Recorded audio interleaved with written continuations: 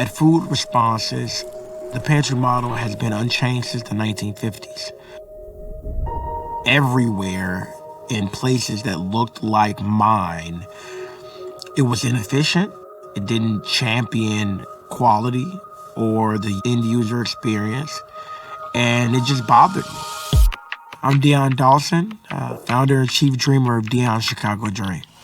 We're a nonprofit social enterprise that focuses on providing access to healthy food consistently, making sure that your zip code does not determine how long you live. We deliver a 10-pound box of fresh fruits and vegetables to more than 4,300 households in the Chicagoland region per week.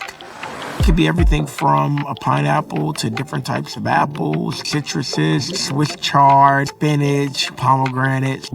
Since 2020, we've provided a little over 3.5 million pounds of fresh produce that we've purchased, packed, and delivered. And we've never charged any of our recipients to date. Our produce and our quality is top notch. We've never taken a single piece of donated produce. We purchase everything. It may cost us a little more, but that's fine. You don't want to dictate what people think they deserve. If we're thinking about people living longer, healthier lives, you want to give them the best opportunity to be healthy. You can't do that with expiring food. One of the things that we wanted to do a little different is make sure that we're talking to people.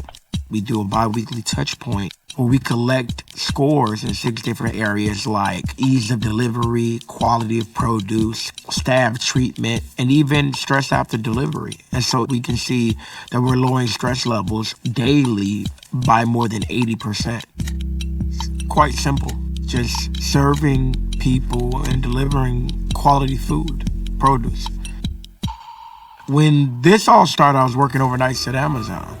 I knew absolutely nothing. I didn't know any statistics. I had never done nonprofit management or grant writing, none of it. That blind ignorance will get you way further when you just don't know what you're up against. On Juneteenth in 2020, a Gen Zer came up to me that I had grown up with and said, "Hey, what are you doing for Juneteenth?" And I had no idea. I tried to kind of play along, but he said, "No, what are you doing?" And I just said, "I'm going to feed 100 families." I didn't think about it. I don't know where it came from. And from there, it was 2 GoFundMe campaigns later and buying 800 pounds of food and bagging chicken leg quarters at 4 in the morning. What started as someone challenging me to do something for the community for Juneteenth turned into a day and an event that made me feel like I had never felt before. And wanting to chase that feeling of not having to convince myself that I wasn't the problem, or not having to convince myself that something was good, but just feeling good. From there, it was on. It just lit a fire in me. We're up to 48 employees, about 15 vehicles. We're opening up a 20,000 square foot location later this year.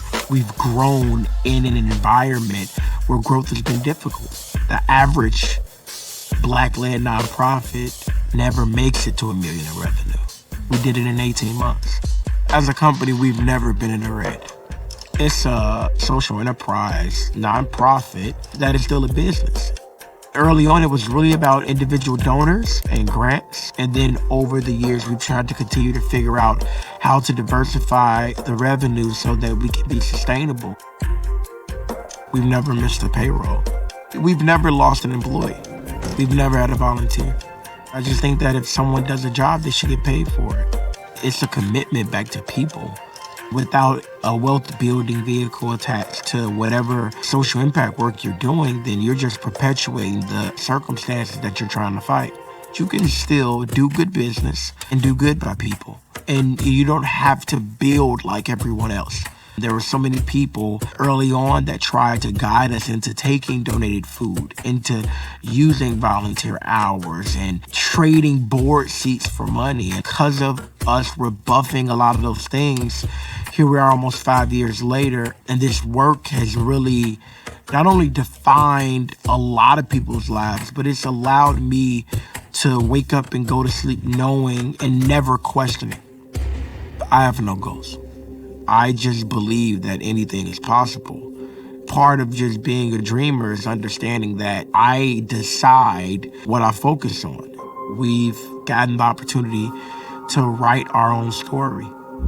It's really about joy, happiness, being okay, knowing that you gave everything you had. All of these are things that are important and we don't champion them enough. It's always about reminding each other what difficult is. A difficult day as the chief dreamer of Dion's Chicago Dream pales in comparison to the worst I've ever had it as Dion Dawson. You evolve, you learn. This is the first time in my life where I can honestly say I've never stopped learning. Every single day, I learn.